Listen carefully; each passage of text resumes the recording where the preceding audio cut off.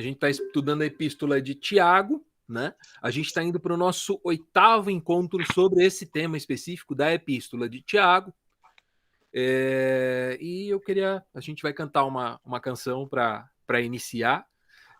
Vocês que estão na primeira reunião aqui, em geral, essas canções que nós cantamos não são canções de adoração necessariamente, mas são mais canções que promovem alguma reflexão em cima do tema que a gente vai tratar, né? A gente entende que pela internet é um pouco difícil a gente adorar em comunhão, né? Comunitariamente, né? Mas a gente pode fazer reflexões. Eu acho que a música tem esse poder também, né? Além de servir para adoração, ela nos coloca para pensar, né? E essa é uma canção para pensar. Não é exatamente uma canção para adorar, mas é uma canção para pensar. O som tá chegando aí do violão? Sim.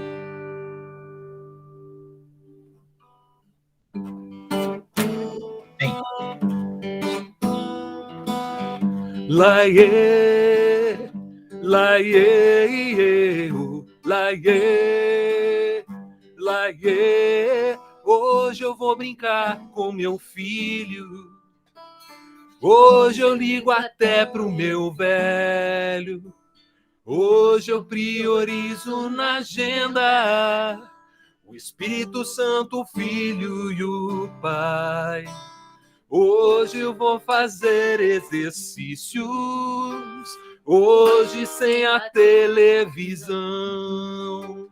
Hoje menos carboidratos, mais legumes, verduras, mamão. Hoje passear com o cachorro, hoje almoçar devagar. Hoje nada de internet, hoje chega de me estressar.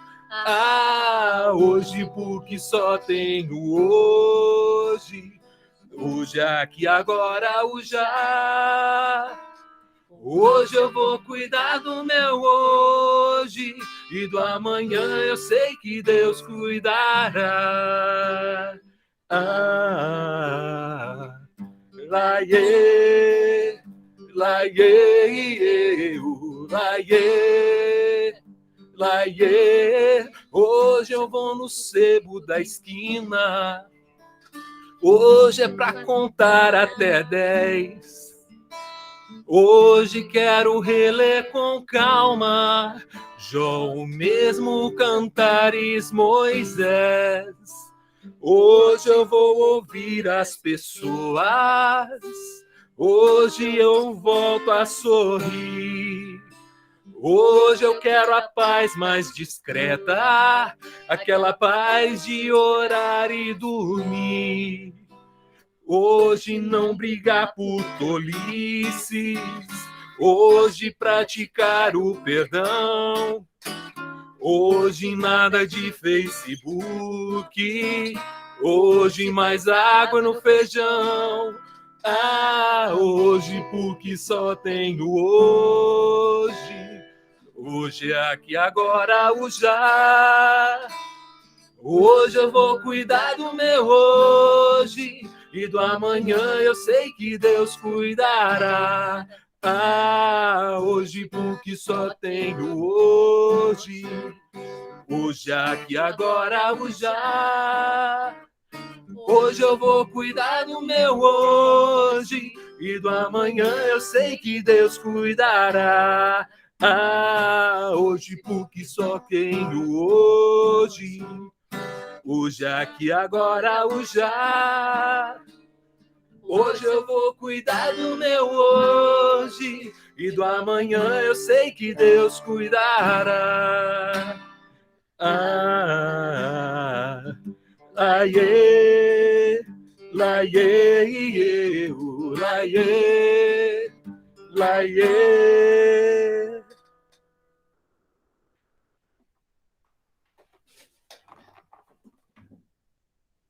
É isso. Essa é uma canção do Gerson Borges. Eu não tenho certeza se a composição é dele ou do Paulo Nazaré. Eu sei que o Paulo canta na Comunidade da Vila, o Gerson já gravou junto com o Paulo, enfim. Não sei qual dos dois escreveu, os dois são poetas. É uma canção que fala acerca, conversa com o que a gente vai discutir hoje aqui. Vamos lá.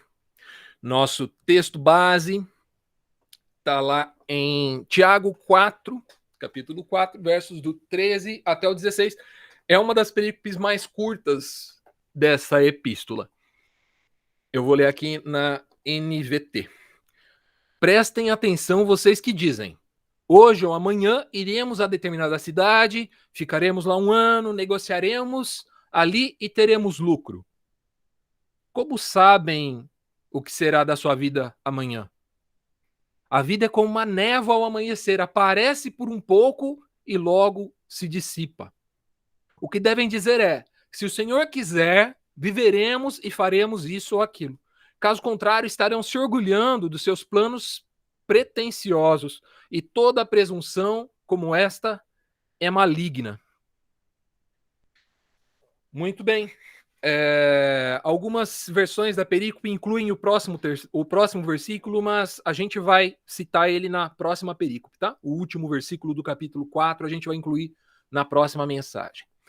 Bom, o contexto, né, geral da carta é que Tiago, irmão de Jesus, era o líder da igreja em Jerusalém, e apesar de toda essa patente, né, poder se vangloriar, ele se apresenta na carta como servo, né? Servo é uma forma de amenizar a situação. Na verdade, o termo que ele usa é escravo mesmo. Ele se apresenta como um escravo. Ele destina a carta, os receptores dessa carta, os destinatários são as 12 tribos dispersas, que a gente entende que são cristãos convertidos e todo o Israel espiritual, que a gente entende ser a igreja de Jesus Cristo, de todos os povos, culturas, línguas e nações. A epístola toda trata do assunto da maturidade espiritual, com perícopes dando destaque a determinados aspectos da maturidade.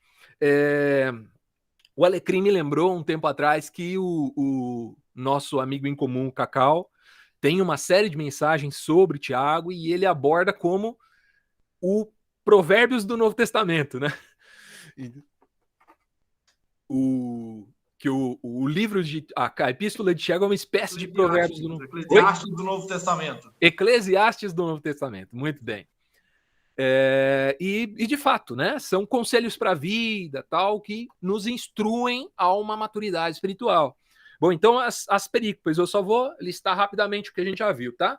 Primeira perícope, a gente falou sobre a questão das adversidades, as dificuldades da vida, que elas podem produzir esperança e constância, se a gente resiste, ou elas também podem produzir pecado e morte quando a gente se sujeita a elas, quando o termo que Tiago usa é quando a cobiça engravida, ela dá luz ao pecado e à morte. A segunda perícope foi sobre a questão da coerência, diz que o nosso discurso e nossa ação precisam ser coerentes, eles precisam estar em sintonia. Terceira foi sobre a questão da equidade, né? Que equidade é quando nós temos situações diversas, pessoas que são prejudicadas por situações da vida, pela cultura que estão inseridas, por diversas questões. A equidade é quando a gente lança mão de mecanismos para equilibrar essas condições. Então, quando a gente fala, por exemplo, de cota racial em universidade, é um mecanismo de equidade. Quando a gente fala de dar subsídio para uma pessoa que está desempregada, é uma questão de equidade, né? Não é injusto, tá? É justo, porque é equidade, e equidade é um princípio bíblico e é um princípio de justiça. A gente vai encontrar ele no Antigo Testamento, a gente vai encontrar Jesus falando acerca disso no Novo Testamento. Então, a equidade faz parte dessas questões de maturidade cristã. Depois, na quarta perícope, ele vai falar sobre a questão das obras, e Tiago vai dizer que as obras são um sinal vital da fé. Então, as obras não salvam, mas as obras são um sinal de que existe fé. E para ser salvo, precisa ter fé. Então, não significa que se eu ouço o coração de uma pessoa, o ruído do coração não mantém ela viva, mas o ruído é o sinal de que o coração está bombeando, né? E que é o que mantém ela viva. Então, as obras são como um batimento cardíaco. Elas estão onde há fé, né? Depois vem a questão da língua, que ele fala do poder da língua, que tem um poder de destruição e também um poder de trazer à existência coisas boas. E aqui a gente não está falando do aspecto mágico né? Ah, se eu declarar, tipo o segredo, né? Não é desse aspecto que a gente está falando, mas de um aspecto natural mesmo. Quando nós, por exemplo, propagamos mentiras, caluniamos alguém, nós destruímos a vida de uma pessoa. Ao mesmo tempo que quando nós falamos boas palavras, elogiamos, acolhemos, palavras de acolhimento constroem, né? E palavras de ofensa destroem. Então as palavras têm esse poder sim, né? Depois a sexta perícope foi sobre a questão da sabedoria. A gente chegou à conclusão que há dois tipos de sabedoria, uma que é pseudo, que não é verdadeira, que está baseada só em vaidade, e outra que é a verdadeira sabedoria, que é espiritual, e segundo o que Tiago diz, ela é, antes de tudo, humilde. E a humildade é a sétima perícope, que a gente falou que a humildade é um valor essencial do reino, em oposição à presunção, que é um valor mundano, secular, né? Então, há um orgulho, quando nós falamos da questão do orgulho, o orgulho não deveria estar presente entre aqueles que professam o reino de Deus. Jesus fala disso com seus discípulos, fala os líderes desse mundo agem desse jeito, mas entre vocês não será assim. Quem quiser ser o primeiro, que seja servo de todos. E aí faz todo sentido com o que Tiago diz aqui, quando ele se apresenta como escravo, né? Hoje a gente vai falar sobre a questão do controle, que vocês vão entender que as ideias de todas essas perícopas, elas meio que desencadeiam. Então, um assunto está sempre conectado ao assunto anterior e prepara terreno para o assunto posterior. É um texto, de fato, muito rico, muito profundo e que traz reflexões muito, muito importantes para a gente, né? A gente vai falar sobre a questão do controle e eu queria fazer uma citação de Neil Gaiman. Neil Gaiman escreveu em Deuses Americanos, o Ed Nesday diz assim, o Ed Nesday é uma espécie de vilão, né? Pode-se dizer, não sei quem acompanha Deuses Americanos aí ou já leu. O Ed Nesday é Odin, né? Odin diz assim, deuses são reais se acredita neles. É uma frase do Odin nesse livro, né? Nessa história, na série também, ele repete essa mesma frase. A premissa do Deuses Americanos, para quem ainda não leu, não assistiu ou não conhece, é de que a fé das pessoas faz com que os deuses existam, né? Então, se as pessoas professam a fé numa determinada divindade ou praticam um culto a determinada divindade, essa divindade passa a existir e ela é mais poderosa na medida que ela é adorada, né? Vamos dizer, é uma espécie de metáfora, né? Para algo que é fato. A Débora falou que considera ele um vilão. Eu considero também. O Shadow talvez seja um pouco mais próximo de um herói, ou até de um anti-herói, mas ainda assim um herói, né? O Ed Nesday é mais vilão. Então, a questão aqui é uma questão de idolatria, né? Ao passo, à medida em que nós adoramos determinada questão, determinada coisa na nossa vida, isso se torna um ídolo, né? A idolatria é, curiosamente, talvez o pecado mais combatido no Antigo Testamento. Eu poderia colocar ao lado da questão da justiça social, mas talvez a injustiça social também seja um sintoma de um coração idólatra, né? O egoísmo e tal faz parte de um coração idólatra que pratica injustiça social, a tal da usura, né? Eu estava falando com a Isa essa semana, com a nossa filha, sobre a questão da usura. Ela estava perguntando dos 7 pecados capitais e eu estava falando da questão da usura. E, de fato, a usura parece ser, né, uma espécie de idolatria, né, uma idolatria ao dinheiro. A gente vai aprofundar um pouco isso lá na frente. A idolatria é o pecado mais combatido no Antigo Testamento. Os primeiros mandamentos dão conta desse assunto, dos 10 mandamentos, né? E a idolatria, em geral, a gente tende a ter uma visão parcial do que é idolatria. A gente entende idolatria como venerar um pedaço de plástico, de madeira, de gesso, de qualquer coisa que tenha a imagem de uma divindade. Mas a idolatria não depende disso para existir, né? A idolatria, eu entendo, né? Alguns teólogos defendem isso. A idolatria se baseia em três questões. Há 3 fundamentos da idolatria, né? O primeiro deles é a utilidade. O Deus da colheita só passou a existir quando faltou colheita. Então as pessoas quiseram que tivesse mais colheita e criaram um Deus da chuva, um Deus da guerra, Deus do vinho, Deus da fertilidade, todas essas divindades foram produto de uma carência, sempre produto de uma necessidade. Então, adoramos aquilo que pode nos retribuir de alguma forma, né? Quando há muita prosperidade, quando eu tenho aquilo que eu quero, eu não preciso venerar essa divindade, mas quando me falta, aí eu busco essa divindade, né? A segunda questão do tripé aí da idolatria é a questão da soberba. Então, o ser humano adora uma versão de si mesmo, né? Porque no fim das contas, quando eu adoro o Deus da fertilidade, porque eu quero ser fértil, ou porque eu quero que minha terra seja fértil, no fim das contas, o Deus dessa relação estou sendo eu, né? E não a divindade que eu estou adorando. A divindade é só um mecanismo para eu alcançar o que eu quero. E a terceira questão é a questão do controle, né? Então, utilidade, soberba e controle, que é quando eu quero, eu aciono esse Deus. Quando eu não quero, eu ignoro esse Deus. E é por isso que as pessoas fazem imagens desses deuses, né? Quando eu quero casar, eu pego o Santo Antônio, vira ali ponto cabeça no copo d'água, né? Tem essa imagem, né? E eu controlo aquela divindade, né? Aquele ser poderoso lá, aquela entidade. Então, a questão do controle está muito presente e talvez esse seja um dos motivos pelo qual Deus sempre se recusou a ser transformado numa imagem, né? A história do bezerro de ouro lá de Moisés e Arão e tal. Me parece que Deus não queria que ele fosse transformado em algo que poderia ser simplesmente guardado numa tenda, escondido, numa gaveta, né? E tirado para fora sempre que fosse necessário, né?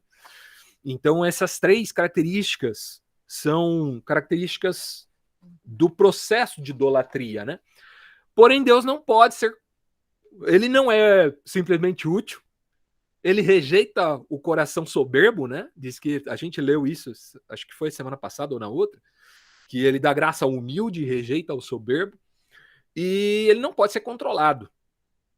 Tem um trechinho das Crônicas de Nárnia, que eu sempre lembro, eu acho uma passagem maravilhosa, com o senhor e a senhora Castor, né, com os três irmãos ali, e a Lúcia pergunta assim, né, eles estão falando de Aslan, e Lúcia pergunta, ele é um homem? Aí, Aslan um homem? Disse o senhor Castor, muito sério. Não, não, não. Não lhes disse que ele é o rei dos animais? Aslan é um leão. O leão, ele é o grande leão. Ah, exclamou Susana. Estava achando que era um homem. Ele é de confiança? Eu vou morrer de medo de ser apresentada a um leão. Ah, isso vai, meu amigo, sem dúvida. Meu anjo, sem dúvida, disse a senhora Castor. Porque se alguém chegar na frente de Aslan sem sentir medo, ou ele é o mais valente de todos, ou é um completo tolo. Mas ele é tão perigoso assim? Perguntou Lúcia. Perigoso? Disse o senhor Castor. Então não ouviu o que a senhora Castor acabou de dizer? Quem foi que disse que ele não é perigoso? Claro que é perigosíssimo. Mas acontece que ele é bom. Ele é rei. Disse e repito. E aí o Pedro, né, que é um Pedro bem bíblico assim, eu tô louco para ver esse rei, disse Pedro, mesmo que tenha muito medo. Então, Deus não se deixa ser usado. Deus não se deixa ser usado. Ele não é um leão domesticado, é outra frase que ficou muito famosa, né? Principalmente no filme. Ele não é um leão domesticado. Deus, ele não pode ser manipulado à nossa vontade. E o que Tiago está propondo aqui nesse trecho da perícope é que nós não temos o controle da situação. Percebe? Quando nós fazemos planos, fazemos planos com a ilusão de que temos o controle da situação. E nós não temos. E até mesmo aquela ideia de que eu sou um servo do Deus vivo, então as coisas não vão acontecer, as coisas ruins não vão acontecer comigo. Essa é uma ideia idólatra. Essa é uma mentalidade idólatra. Eu sou um servo do Deus vivo, e se ele quiser que coisas assim aconteçam comigo, elas vão acontecer. E se ele permitir que coisas assim ou assado aconteçam comigo, elas vão acontecer independente da minha vontade, né? Então, Deus não é manipulável, né? Ele não pode ser comprado com a nossa as nossas ofertas, nosso dinheiro, nosso labor, nossa flagelação, nosso... Esses tempos teve, né? Ano passado teve essa discussão com o nosso jejum. Deus não pode ser comprado com o nosso jejum. Ficar sem comer, fazer greve de fome para obrigar Deus a fazer aquilo que eu quero é muita inocência ou loucura. Ou é muita coragem, né? Que nem o senhor Castor falou aqui. Ou é muito corajoso ou você é um completo tolo, né?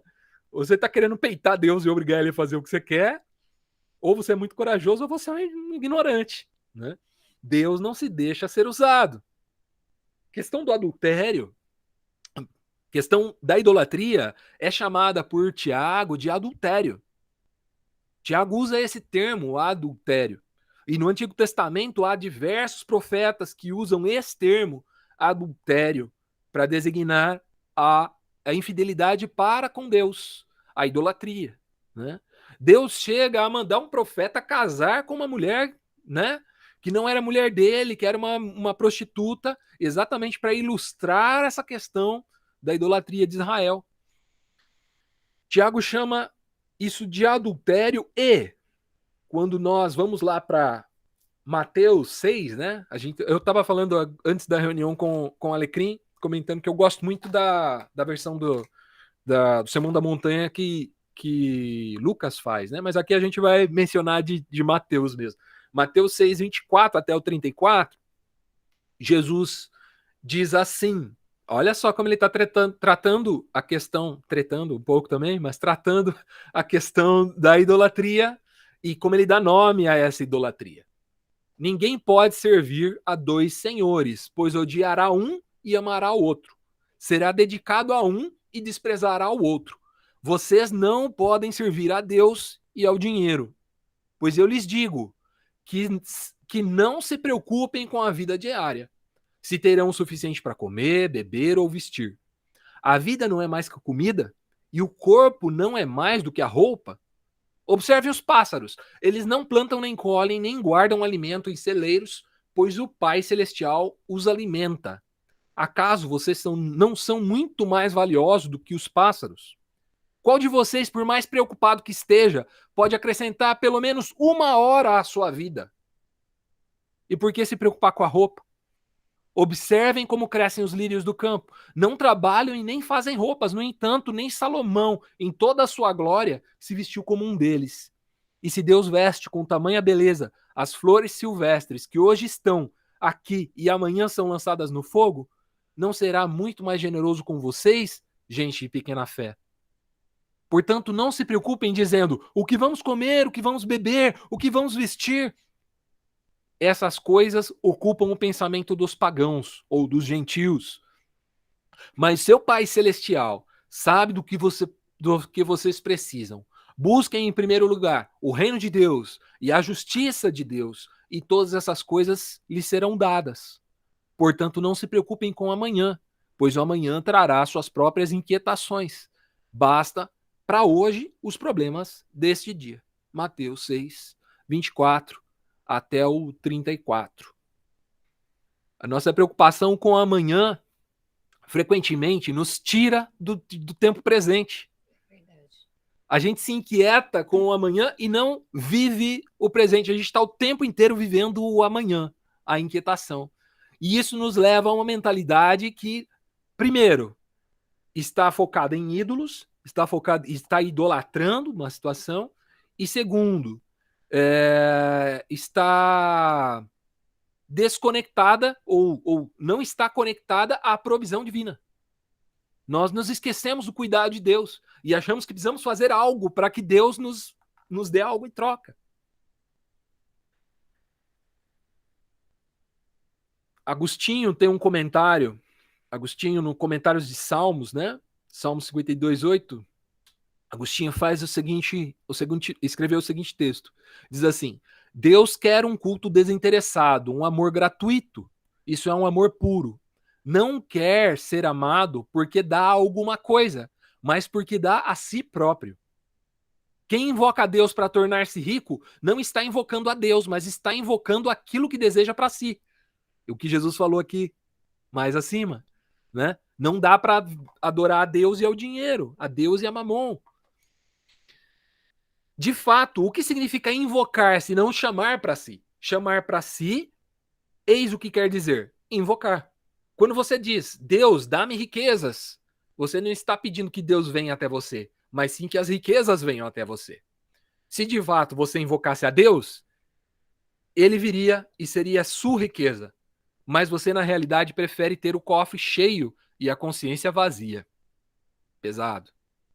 Deus preenche os corações e não os cofres de quem lhe servem as riquezas exteriores, se o que o move internamente é a miséria. Pesado. Bem pesado. Né? E não é de hoje. Não foi escrito ontem. Né? Mas parece, né? Muito atual. Muito presente na nossa... Porque o coração do homem ainda é o mesmo. Aquela famosa fábrica de ídolos, né? Aquela famosa fábrica de ídolos. Ainda estamos, ao mesmo tempo que estamos idolatrando, estamos inquietos e desconfiados da provisão de Deus, do cuidado de Deus conosco. O curioso é que, geralmente, quando a nossa inquietude toma lugar, nós, não vou dizer que nós conseguimos atrapalhar ou interromper o agir de Deus, mas nós não conseguimos enxergar, pelo menos, né? Nós não conseguimos ver Deus agindo, né? Nós ficamos inquietos, trabalhando e não estamos vendo o cuidado de Deus conosco. Aliás, a gente frequentemente não percebe o cuidado de Deus conosco, né? E, em geral, é porque nós estamos ocupados com a nossa idolatria. Nós estamos ocupados com o que eu preciso fazer para ser abençoado. Mas não é nada que eu faça que me garanta ser abençoado. Primeiro, porque Deus não pode ser manipulado. Segundo, não é nada que eu faça que, de alguma forma, colabore, né, com a bênção de Deus. Deus nos abençoa. A Bíblia fala que ele faz levantar o sol sobre maus e bons, né, sobre ambos. E o cuidado de Deus é para com todos. A bênção de Deus está sobre nós, seu cuidado está sobre nós. Né? Nós todos, não só sobre aqueles que fazem as coisas corretas, né? Que fazem tudo certinho, mas sobre todos. Vamos para conclusão. Eu concluo assim que a preocupação nos dá uma ilusão de controle. Quando a gente fica muito preocupado com algo, a gente tem a impressão de que está no controle. Mas isso é uma ilusão, é falso. Mas Deus nos quer dependentes dele. Não significa que Deus precise que nós sejamos dependentes. Olha só, existe uma diferença aí. Deus não precisa de nada. Ele não precisa, mas ele nos quer dependentes dele. Esse é um aspecto importantíssimo da fé, a questão da dependência. Olha que curioso, quando nós pegamos os dois filhos lá, né, da parábola de um homem que tinha dois filhos. As pessoas costumam chamar essa de parábola do filho pródigo, mas na verdade é uma parábola sobre um pai e dois filhos, não é sobre um filho, né? Um filho vai embora e volta completamente arrasado, sem condição nenhuma de se manter, né? Ao ponto de ele pedir para ser feito como um funcionário. E o outro irmão, não, ficou em casa, fez tudo que é certo, né? E o pai recebe este que foi embora e que volta sem condição nenhuma com uma festa. O outro irmão que ficou, que fez tudo que é certo, fica indignado. Porque ele tem certeza que ele merecia mais do que o outro irmão. E se fosse uma questão de merecimento, estava certa a observação dele. Merecer mais, ok, pode ser até que ele merecia. Mas o cuidado de Deus não tem a ver com merecimento. Tem a ver com provisão, com graça. Né? Não há nada que o irmão mais velho possa ter feito para merecer o favor do pai. Assim como não há nada que o irmão mais novo tenha feito que o tenha feito desmerecer o favor do pai. Porque o favor do pai procede do pai, não procede da ação do filho, né? Então, tem dois pensamentos que eu quero citar para concluir, que são um pensamento do Brennan Manning e um pensamento recente do Ed René.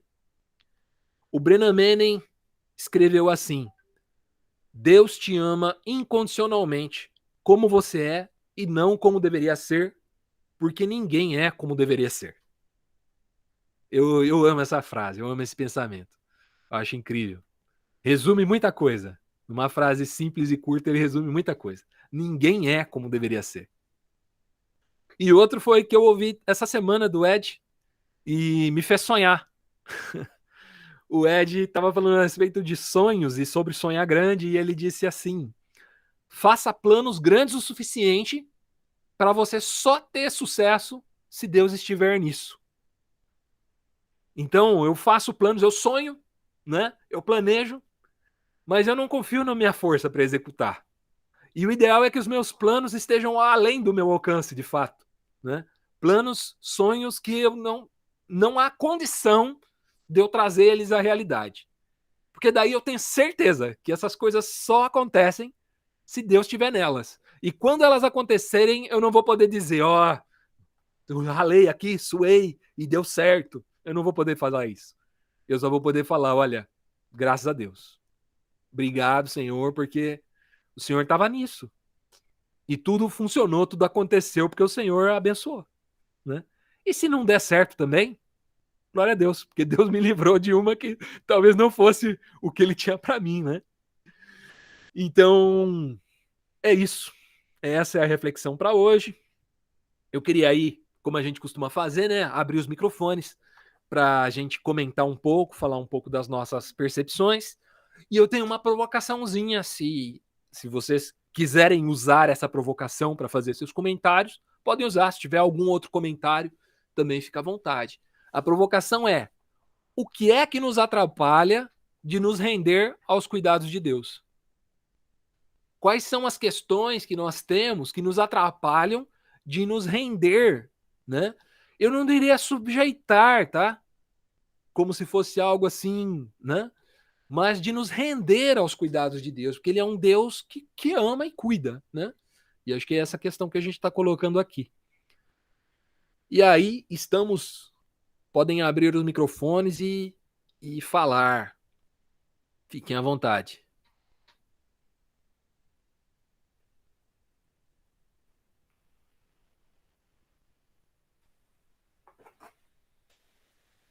Se ninguém falar nada, eu vou fazer a piadinha do um de cada vez, e daí vocês não vão gostar. Eu tô com. Segura aí. Eu não sei se hoje eu consigo aceitar esses. Eu não sei formular, eu não consegui.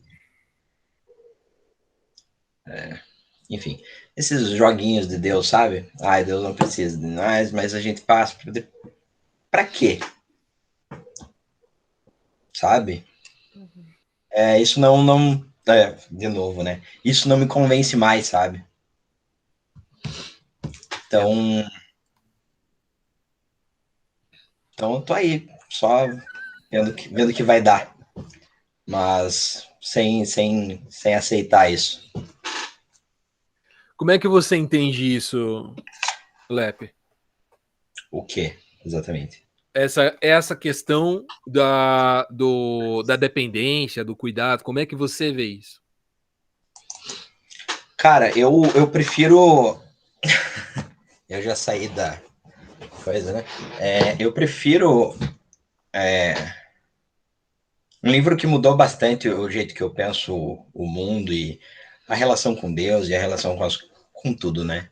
É o Por que Coisas Ruins Acontecem a Pessoas Boas, do Harold Kushner. Uhum. E ele faz pensar. Bom, eu concordo com ele, né? Quando ele traz que tudo é caos e as coisas não estão na dependência de Deus o tempo todo. O problema não, né? A solução, no caso, é saber que Deus está conosco nesse caminho, nesse caos. Então, a teoria da providência divina lá, presbiteriana, bullshit. Sabe?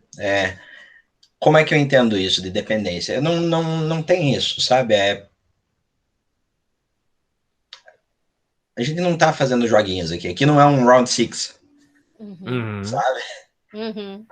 Só alguns vão sobrar ou ninguém. Entender que Deus está com a gente, passando pelas coisas, é mais confortante a palavra? Não sei. Mas real. Do que saber que a gente passa por tudo isso e para depender mais dele. Não. Isso não é um pensamento protestante, tá? Ele é um rabino. Uhum. Então, mas eu prefiro entender dessa forma. Já Sim. transcender essa parada, igual o Cacau fala. Nessa semana, acho que eu compartilhei um quadrinho do Dalaerte no grupo, em que ele.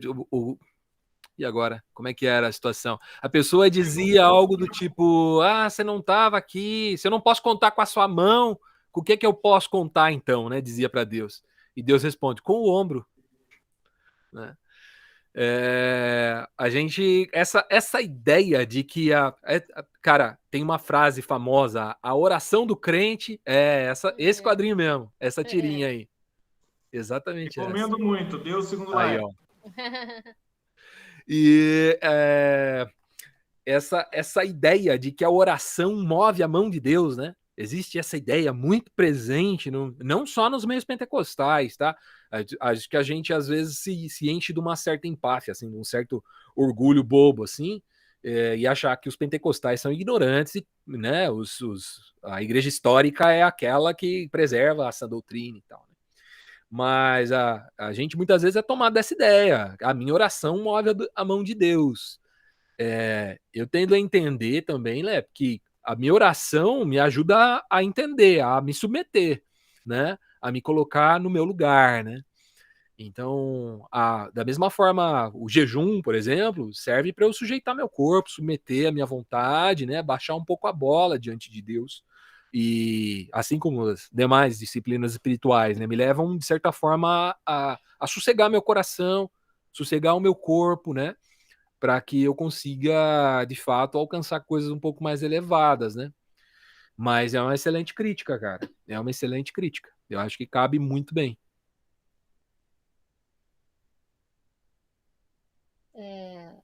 No meu caso, assim, né, o que dificulta, porque eu vejo, assim, que Deus, ele é amoroso mesmo. A gente sempre vê depois, né? A gente fica assim, não vê porque fica naquele desespero, igual você falou, e acaba não vendo, e Deus está lá, sempre cuidando, né? Eu penso igual o Lep e tal, vai ser caos e caos e caos, né? Tanto que eu falo para você até da política, né? Que as pessoas têm um pouco de esperança. Eu já vejo a Bíblia, eu falo que não, que a única esperança é Jesus. Para mim, é isso que eu penso, né? Mas o consolo é saber que Jesus está com a gente nessas situações. Agora, o que me impede isso, eu tenho dificuldade com isso mesmo. Eu tenho dificuldade de me entregar totalmente, porque eu fico preocupada com as coisas e isso me entristece. E eu falo sempre para Jesus, né? Jesus, eu tenho essa dificuldade e sempre falo com ele para tirar essa dificuldade, porque a minha vontade mesmo é me entregar totalmente para o Senhor, porque ele é amoroso, ele cuida de verdade, né? Nós já vimos tantas coisas, né, na nossa vida, na vida dos meus pais, cada milagres, né, que Deus fez. Então, ele é maravilhoso. E eu não sei porquê, mas eu fico sempre com esse pé atrás de preocupação. E eu não gosto disso, sabe? Eu não me sinto, porque me falta fé. Se eu tenho esse pé atrás, é porque está faltando fé, né? O doido é isso, né? A gente às vezes confia mais no nosso cuidado das coisas ou no nosso planejamento, né? Do que na ação divina, né? Sim. Então aí às vezes a gente vê alguma coisa dando errado, a gente fala: o que eu preciso fazer para Deus se mover em meu favor, né? Como se algo que a gente fizesse poderia obrigar, né? Ou como na tirinha aí desse personagem, né? Você não podia ter feito nada para impedir isso que aconteceu? Deus responde: não. E aí, né? Será que Deus não poderia ou, de fato, não era esse o projeto, não era esse o propósito, enfim, Deus não estava envolvido naquele processo, não tinha intencionalidade nenhuma naquele processo, mas a verdade é que Deus está conosco, né? E isso é algo que não dá para se jogar fora, né? E submeter à vontade dele também, né? A gente tem que aprender. Ele é Deus, igual você falou, ele é Deus. Não há nada que a gente faça, ele é Deus, né? Então, se submeter à vontade, porque muitas vezes não, ele vai fazer diferente. E a gente tem que falar amém, né? A gente tem que aprender isso. E não é fácil, mas a gente tem que buscar. Lembrando, isso, como né? diz lá, como o C.S. Lewis escreveu, não é seguro, tá? Não é seguro submeter-se a Deus. Porque ele é um leão selvagem, ele não pode ser domesticado. Não existe garantias, né? Ele é perigoso, de verdade, né? Então a gente fica buscando uma segurança e um controle que não existem.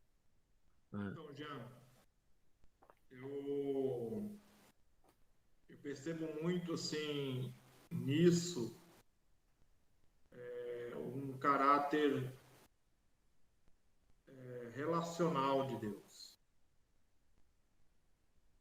A gente exclui muito da nossa.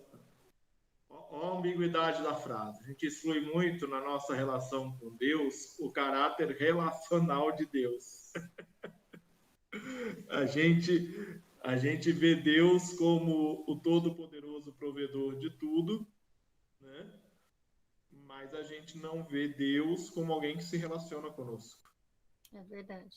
Né? E nisso ele é o pai amoroso, cuidadoso, mas ele também é o pai que disciplina. Né? Ele é o pai que diz para o povo assim, ó, vocês sonharam tanto com uma terra, agora vocês não vão ter mais, porque vocês não foram fiéis. Isso lá no Antigo Testamento, né? Ele é o pai amoroso que reconcilia consigo mesmo a todos por meio do seu único filho. E aí a gente entra no mistério da teologia, né? Porque é o filho que é parte dele, mesmo sendo um indivíduo, né? Porque é a Trindade. E que é difícil para a gente compreender. Essa tira da Laerte me acompanha há muitos anos. Eu tenho esse livrinho, Deus segundo Laerte, desde antes de casar. Vou completar 16 anos de casamento, então eu tenho há muito tempo esse livretinho.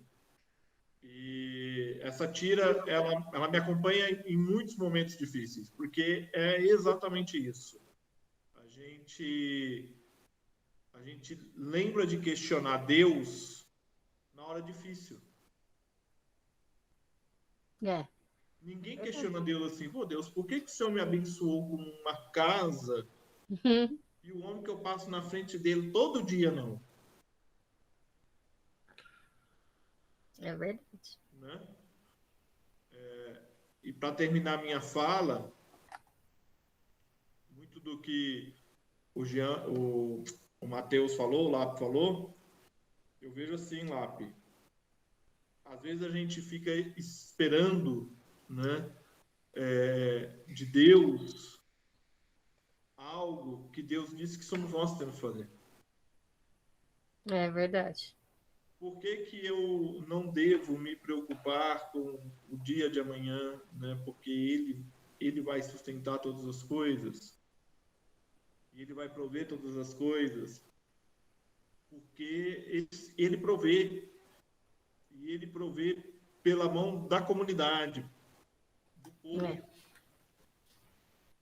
A briga de Jesus e dos profetas é até interessante a gente ver isso, né? Porque uma das brigas de Jesus era a mesma dos profetas, né? Que vocês não estão cuidando dos órfãos, dos viúvos, das viúvas, dos necessitados, né? Uhum. Vocês têm aí ao redor de vocês. E hoje você falar disso na igreja, você é taxado de comunista. Ó, eu nem comunista sou, pô, sou anarquista. Eu acho uma ofensa. Se fosse, tudo bem, né? Mas Me respeita, né? me respeita. Respeitam. Não é fácil. Mas é isso, né? Às vezes a gente fica delegando para Deus aquilo que Deus já delegou para a gente. Aí, Dani, a gente entende por que a gente se preocupa tanto, né? Porque a gente se preocupa com a gente. Né? É sempre eu, nunca nós, né? É verdade. É difícil pensar no nós, né? Uhum. Eu amo esse texto do Sermão da Montanha, né? Quando Jesus começa a ensinar a oração, né? E ele ora a nós, né? Uhum. Ele ora, a oração é toda coletiva, né? E é o pão nosso, é o Pai Nosso, né? Uhum. As nossas dívidas, né? Vem a nós. Eu costumo dizer muito, né, que a igreja nunca foi sobre você, sempre foi sobre nós. Isso. É aquilo que até um dia você estava trazendo uma reflexão sobre isso, e eu tinha acabado de pregar na semana anterior, eu tinha falado que a salvação não é individual, mentiram para você. Esse papo de salvação individual é bullshit, balela. A salvação é coletiva, e ela acontece na comunhão, né? O chamado, ele pode até ser individual, Uhum. mas ele é do individual para o coletivo. Para o coletivo, na direção da coletividade, né? Abraão é tirado da família dele, coletivo, para formar uma grande nação. Coletivo de novo. Uhum. Coletivo de novo. José é feito escravo, levado para o Egito, para cuidar de uma nação. Moisés está levando um povo, não está indo sozinho. É sempre coletivo. Quando Jesus diz, vocês são a luz do mundo, né? Ele estava resgatando a ideia lá de trás. Eu tenho citado muito Michael Gorin, né?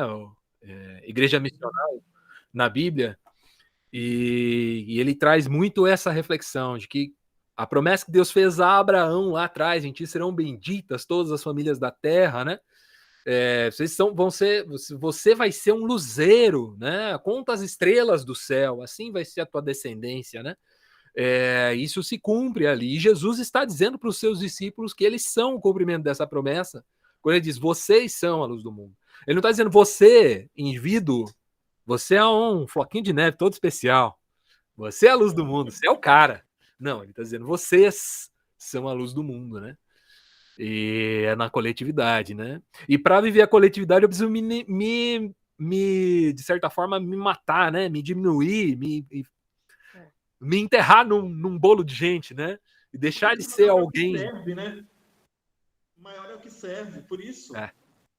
Tomar parte de um corpo maior, né? Não só eu, um indivíduo, né?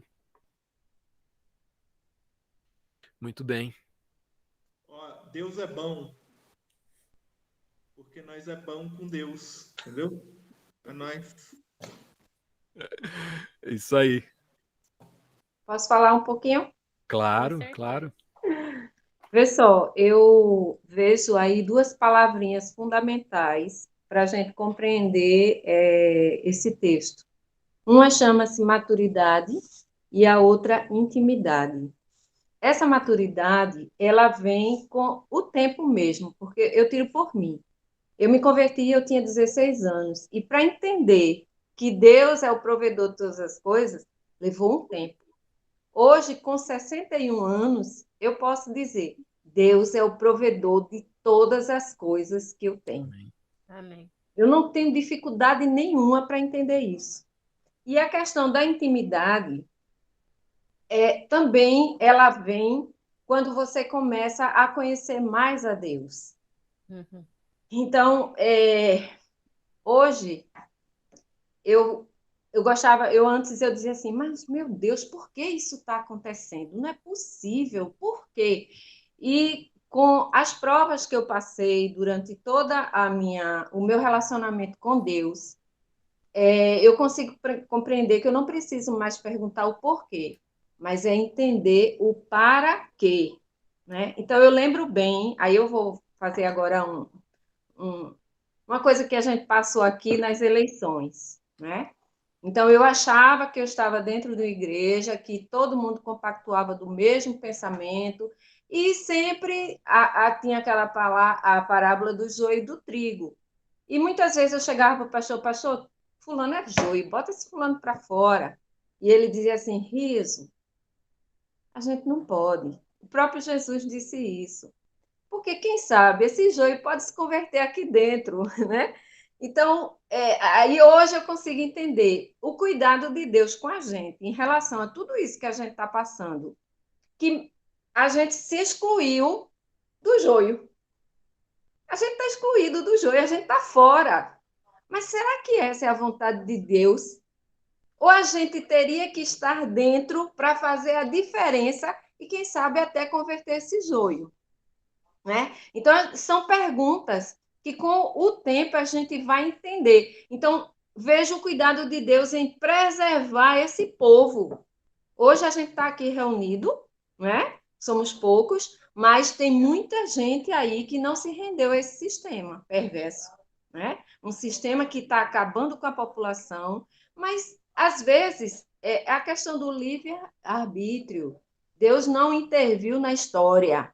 Deus não está castigando ninguém, mas foi o próprio homem que conduziu a história. Eu penso isso.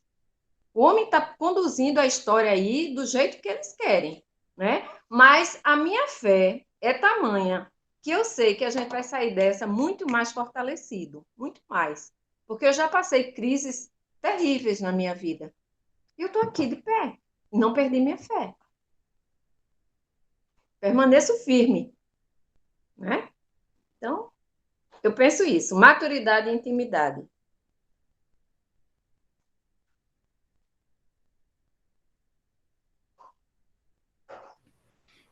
Muito bem, Zulene. Excelente, excelente reflexão.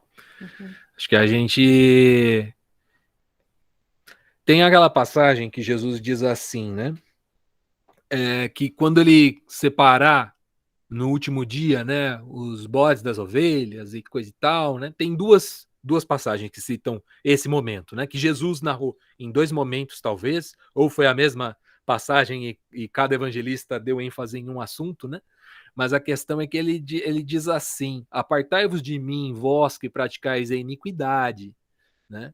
Ele diz a eles: eu não vos conheço, né? Ele diz a eles na outra citação, né? Ele diz: porque quando eu tive fome, vocês não me deram de comer, eu tive sede, vocês não me deram de beber, né? Então, praticar a iniquidade é de fato não fazer justiça àquele que está desamparado, né?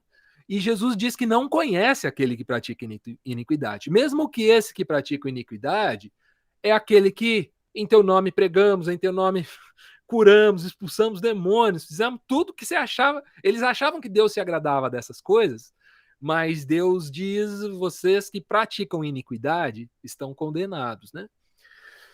Então eu entendo assim que nós conhecer a Deus, né? Eu não vos conheço, afastai-vos de mim, vós que praticais a iniquidade. Onde é que nós conhecemos a Deus? Quando é que eu posso dar um copo d'água para Deus?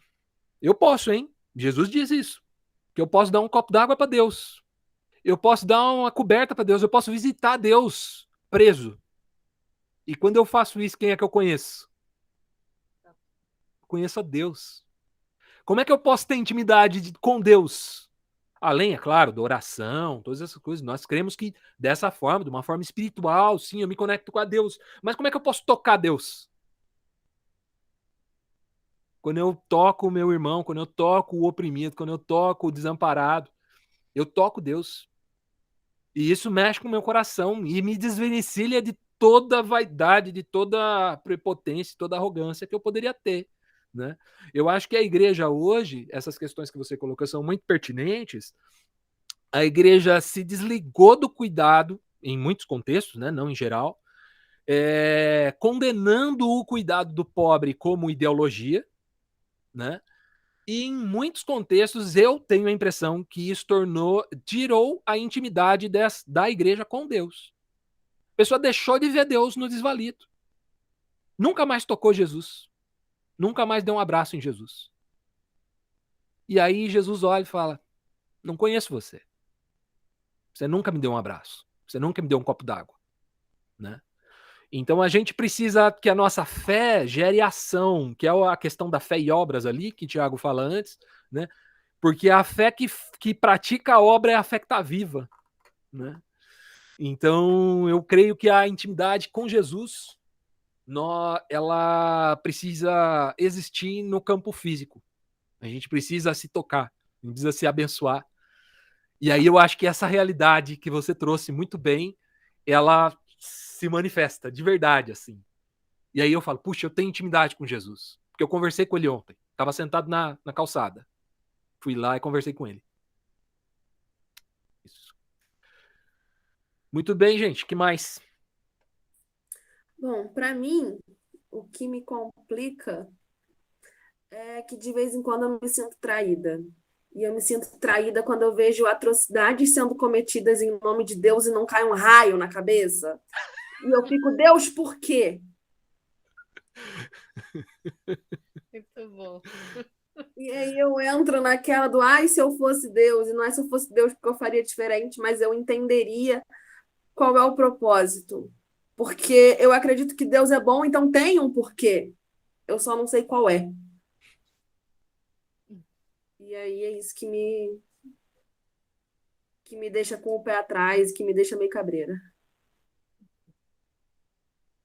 Puxa, difícil, né? Uns tempos atrás, eu ouvi o Caio Fábio responder uma pergunta. A pessoa perguntou assim para ele: por que é que Deus não mata o diabo? A pessoa mandou um e-mail, né? Por que Deus não mata o diabo? E aí o Caio respondeu com muita clareza, muita sanidade, assim, né? Ele virou e falou assim: sabe por quê? Porque talvez esse diabo aí seja eu. Talvez esse diabo seja meu pai, meu filho, meu irmão, né? Eu não ia querer que Deus fizesse isso com eles, né? Muitas vezes eu sou o diabo, né? Eu que tô fazendo, quando Jesus diz, vocês são filhos de diabo e fazem as obras dele. Às vezes Jesus está falando isso para mim também, né? E a gente, essa questão de se indignar, Débora, faz todo sentido. A gente falou disso umas semanas atrás, né? Aliás, Jesus diz que são bem-aventurados, os que têm fome de justiça, porque eles serão fartos, ou seja, vai ter um banquete para quem tem sede de justiça, né?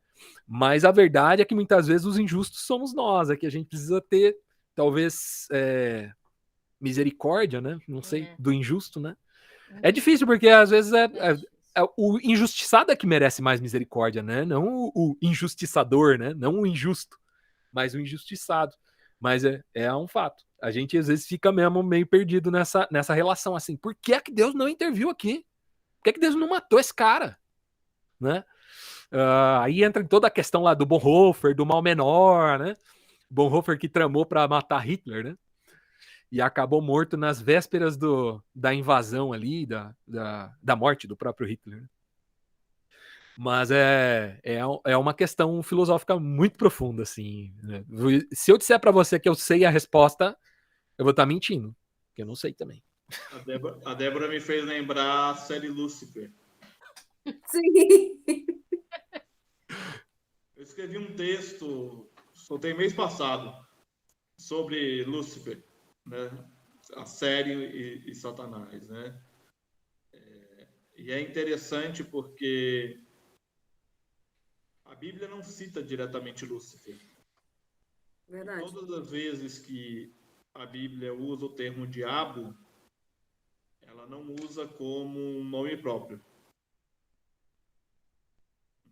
É mais para um atributo, né? É um adjetivo.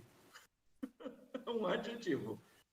E essa colocação do Caio Fábio, ela é muito pertinente. Sim. Eu acho Deus, às vezes, muito complacente até comigo mesmo. Às vezes eu fico, como Deus deixou eu fazer isso?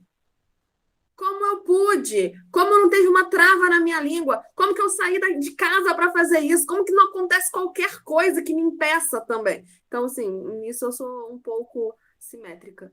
Porque... Aí é o relacional, né? É a nossa relação com... Olha a ambiguidade, Débora. A gente quer que Deus nos impeça dessas coisas, mas ao mesmo tempo a gente ficaria maluco se Deus fizesse da gente uma marionete. Sim, sim. Que é aquilo, né? Qual que é o plano no final, né? Por quê? A gente se relacionar com ele, é isso. O que a gente tem é que fazer é confiar mesmo, porque a gente não tem mais nada para fazer, não tem outra opção. Né? A gente pode traçar todas as teorias que a gente quiser e elas vão continuar sendo teorias.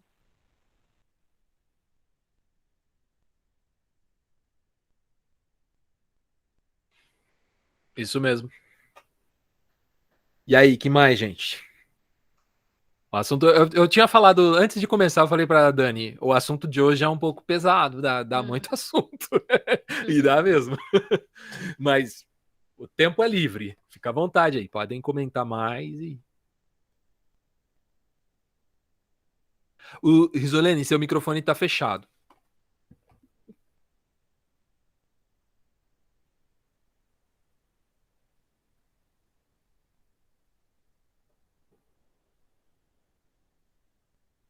O bom disso tudo é que, passado o tempo, é como a gente vai ver tudo isso. E a gente vai ver tudo isso como um belo testemunho de coisas que a gente não pode fazer mais, né? Então, por exemplo, a história se repetiu de 1964 agora.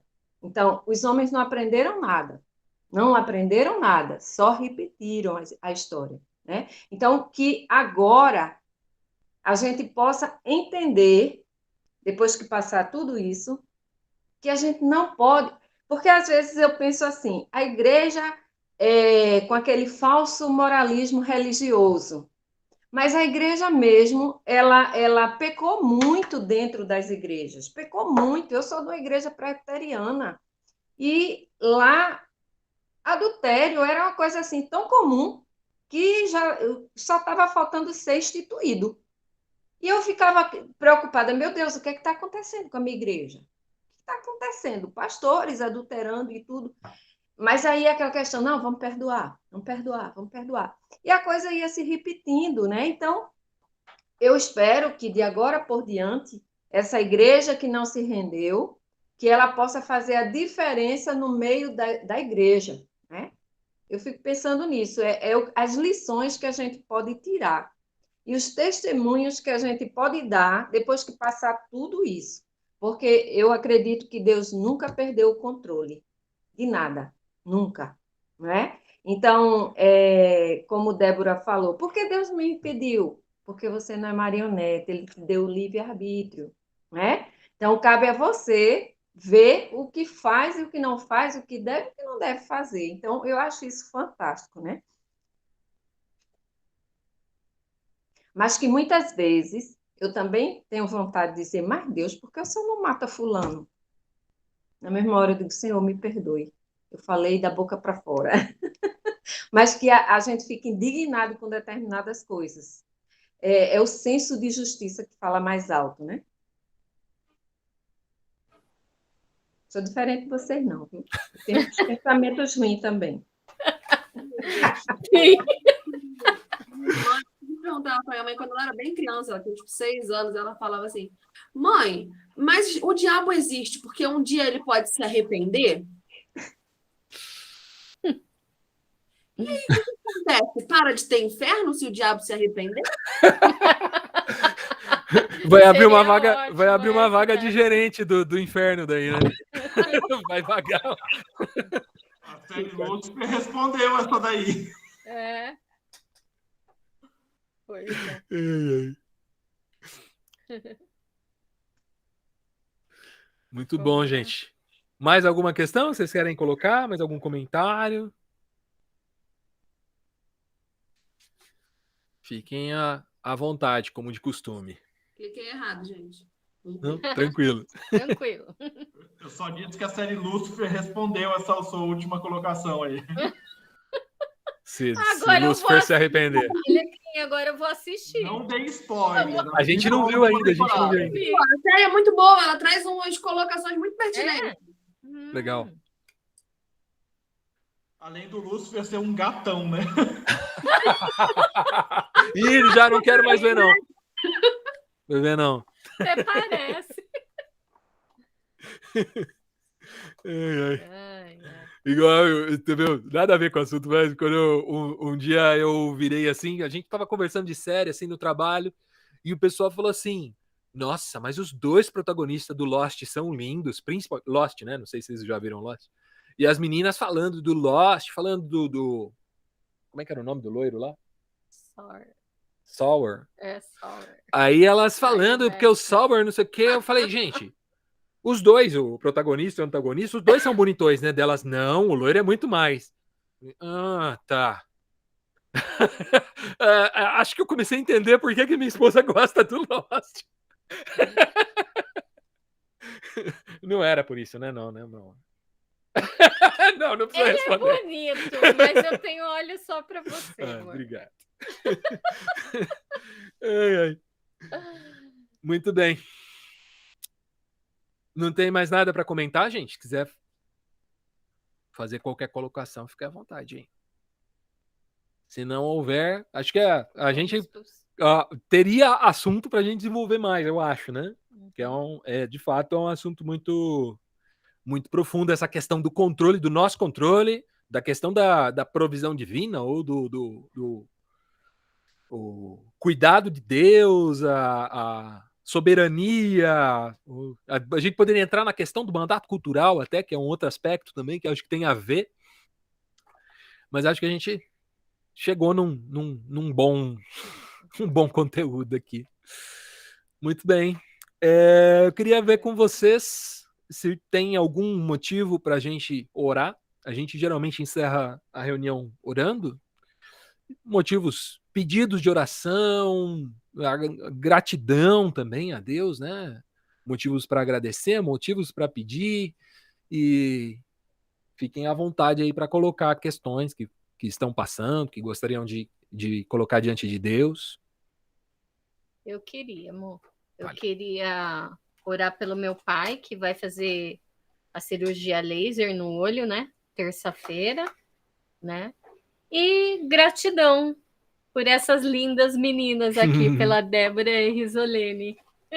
Tá aqui com a gente. Muito bem. Que mais? Meu sogro vai fazer uma cirurgia nos olhos, né, meu amor? Vai.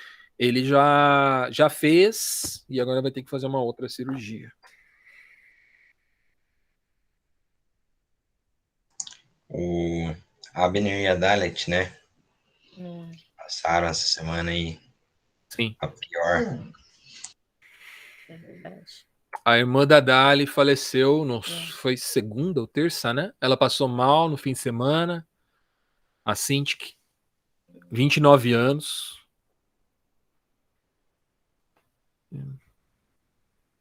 Deixa eu só descer aqui que a bateria do meu notebook tá acabando.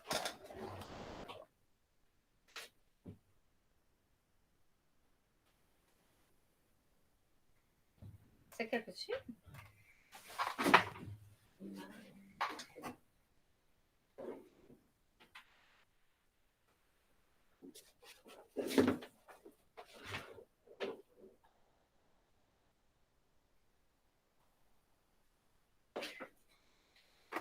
Agora sim.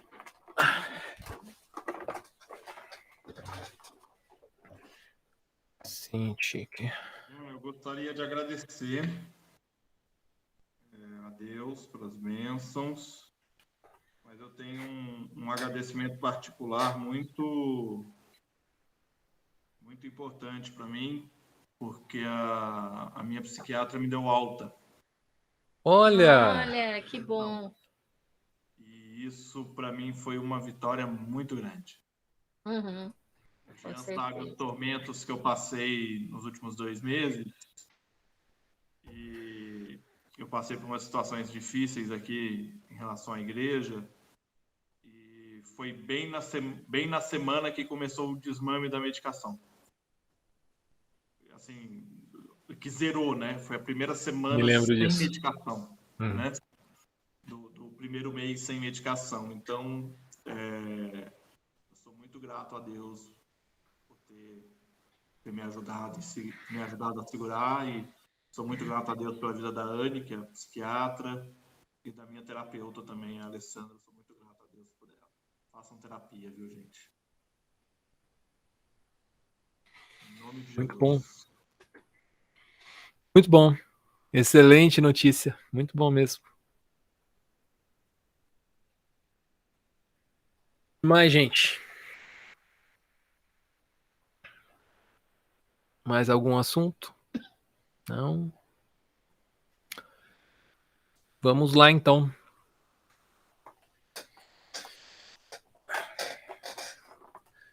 Senhor Jesus, nós queremos, como comunidade de fé, louvar o teu nome, clamar que venha o teu reino sobre nós, que o teu governo seja sobre nós, que a sua vontade se cumpra aqui na terra como ela existe no céu, como ela é cumprida no céu. Nós cremos no seu cuidado, no seu amor, e queremos abrir mão do nosso controle. É verdade. Alguém já disse que a fé é um salto no escuro, e nós queremos nos render em confiança, Senhor. Sim. Muitas vezes nós temos dificuldade de fazer isso, e muitas vezes nós racionalizamos esses processos que nos levam a não nos render ao Senhor. E nós, de fato, queremos nos render, Senhor. Sim. Alcança o nosso coração, nos converte para Ti, Senhor. Sim, Deus. Que os ídolos das nossas vidas, Senhor, aquilo que nos rouba a atenção e a adoração, que eles sejam derrubados, Senhor. Sim. Que a gente não esteja mais nos sentindo senhores da situação, controladores das coisas, porque nós temos recursos, ou porque nós temos a formação, ou porque nós temos, ou crendo que no dia em que tivermos, nós estaremos cuidando de tudo e com todas as garantias. Senhor, nós queremos, de fato, confiar no teu cuidado. Sim, nós queremos, de fato, nos submeter àquilo que o Senhor deseja. Nós queremos, de fato, nos comportar como servos teus. Sim. Não como senhores dessa relação. Nós queremos nos relacionar com o Senhor. E cremos que o Senhor quer isso também. Quando nós lemos a Bíblia, nós vemos um Deus que se encarnou e que desceu, que se fez como um de nós, e nós entendemos que isso sinaliza o teu desejo de se relacionar conosco. Alcança-nos, Senhor. Alcança-nos, Senhor. Converte o nosso coração. Faz-nos verdadeiros crentes em Jesus. Sim. Senhor, eu quero te agradecer nessa noite. Nós queremos coletivamente te agradecer por dois motivos muito especiais. Sim. Primeiro motivo é a alta do Giovanni Alecrim, que todos sabem aqui tem sido não só um mentor, tem sido meu pastor nesses dias, tem dedicado seu tempo, tem sido dedicado seu conhecimento para me abençoar e abençoar todos aqui, Senhor. Somos gratos pela vida dele, pelo seu cuidado com ele, por toda essa crise que ele tem passado. O Senhor esteve ao lado dele, cuidando, Senhor. Muito obrigado, Senhor. Obrigado pela vida dele, pela bênção que ele é para nós, Senhor. E obrigado por ele ter recebido alta, Senhor. Isso é muito precioso. A gente se alegra demais com isso, Senhor. Muito obrigado, Senhor, pela vitória que o Alecrim teve, Senhor, sobre essa doença. Muito obrigado, Senhor. Que o Senhor esteja conduzindo em todos os demais processos que ele tem daqui para frente. Que o Senhor esteja acalentando seu coração. Que o Senhor esteja se mostrando presente em todas as suas angústias, em todas as suas alegrias, Senhor. Para que em momento nenhum o Senhor possa dizer que não o conhece, Senhor. Porque que a sua vida seja de intimidade com o Senhor em tudo. Em nome de Jesus. Nós te agradecemos também por essas duas pessoas novas que vieram participar Oh, conosco Pai. hoje, Senhor, Muito a obrigada. Débora e a Rosilene, Senhor. Oh, É muito Pai. especial ter elas aqui, Senhor. A contribuição delas nos levou à reflexão, a Sim, compreensões Pai. mais profundas, Senhor. Nós cremos que o reino de Deus se constrói assim. Não se constrói na base de um monólogo ou na base de uma autoridade eclesiástica, Sim, mas é um irmão edificando o outro. E nós nos sentimos edificados pela vida obrigada, delas, Senhor. Senhor. Muito obrigado por elas participarem dessa reunião e nos abençoarem de forma tão preciosa, tão profunda, Sim, Senhor. Pai. Obrigada. Nós queremos também te pedir por 2 assuntos, Senhor, 2 questões delicadas, Senhor. O meu sogro que vai passar por uma nova cirurgia de olhos, que o Senhor esteja conduzindo todo esse processo, conduzindo os médicos, Senhor, ali. O Senhor sabe que isso é bastante delicado para ele, é um assunto difícil para ele, e ele tem Sim, passado por uma luta muito grande, quase perdeu a vista recentemente, Sim, teve uma Senhor. situação muito delicada, Senhor. Cuida dele, Senhor, Sim, cuida do seu Pai. coração, do seu Em emocional nome de também em tudo Jesus, Pai. isso. Sim, Senhor. Dirige toda a atuação dos médicos Sim, Pai. ali, Em nome de Senhor, para que corra Jesus, tudo Pai. bem, Senhor. Amém. Que o Senhor demonstre seu cuidado, seu amor, seu carinho, Senhor, com a vida dele, do seu Wilson, Senhor. Em nome de Jesus. Também queremos te pedir, Senhor, para uma situação ainda mais delicada, Senhor, que Sim, é Pai. o falecimento da Cinti, Senhor, Em uma nome jovem, de irmã da Dalet, cunhada do nosso amigo Abner Lobo. Senhor, nós não sabemos como passar uma situação dessa, Senhor. Como uma jovem de 29 anos parte Pai. assim. Na semana passada nós oramos por assuntos assim. Passagem de jovens que perderam a vida tão cedo, Senhor. Alcança a vida dos familiares, Sim, Senhor. Senhor, em nome de Que a tua Jesus, paz Pai. esteja no coração deles, Senhor. Amém, Pai. Que a tua paz, Nós Senhor, alcance de clamamos. modo sobrenatural o coração da Dalit, Senhor. Sim, Senhor. Dos pais dela, Senhor. Sim, meu Deus. Do Abner, Senhor. Amém, Pai. Nós não sabemos por que essas coisas acontecem, Senhor. Mas nós sabemos que podemos contar com o seu ombro. É verdade. Oh, Nós não podemos abraçar a Dalit e o Abner nesse momento. Mas o Senhor Pai. pode. Amém, Pai. Graças a Deus. Que eles se sintam acolhidos pelo Senhor, Senhor. guardados, Amém, amados. Pai. Que essa dor não os desligue do seu cuidado, não os desligue da fé nos cuidados do Senhor, no amor do Senhor. Sim, Senhor. Mas que eles se sintam acolhidos, Senhor. Sim, Pai. Em nome de Jesus. Em nome de Jesus. Eu abençoo todos os meus irmãos agora. Sim, meu Pai. Todos esses que estiveram aqui hoje, aqueles que não puderam estar. Pai.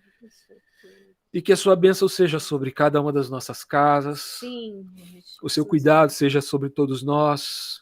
E que nós possamos viver uma semana de mais intimidade com o Senhor. Sim, que nós Pai. possamos olhar para o nosso próximo e ver o Senhor. Que nós possamos Amém, tocar, Pai. alcançar, como quem toca o Senhor. Que nós possamos Amém. servir como quem serve o Senhor. Amém. Para que sejamos transformados pela tua presença em nós. É o que nós Sim, te pedimos, em nome de Em Jesus. nome de Jesus. Amém. Amém. Amém. Amém. Amém.